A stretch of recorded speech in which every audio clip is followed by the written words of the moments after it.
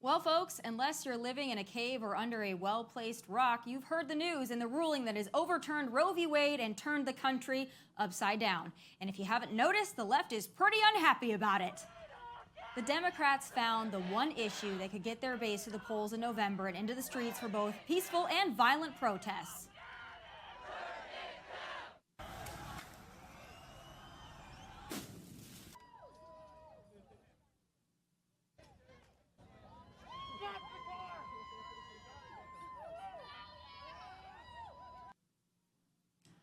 Looking for one of these pro-abortion protesters that appears sane, stable, and showered is like a very weird and aggressive game of Where's Waldo? I have yet to spot Waldo, by the way. And by the looks of a lot of these protesters, I'm not sure a sex strike is really necessary. But while I believe in the right to protest, peaceably assemble, and petition the government for redressive grievances, the First Amendment does not protect the lawless, violent, and vile actions we've seen in the last several days. Go ahead, be mad as hell, but that doesn't give you the right to break the law, to assault officers, to threaten others, or vandalize property. I know the summer riot season of 2020 made you think otherwise, but no. And elected Democrats like AOC are stoking the flames, and all just days after the January 6th political theater hearings to boot. If she were a Republican, she'd be banned on social media, censored, or worse.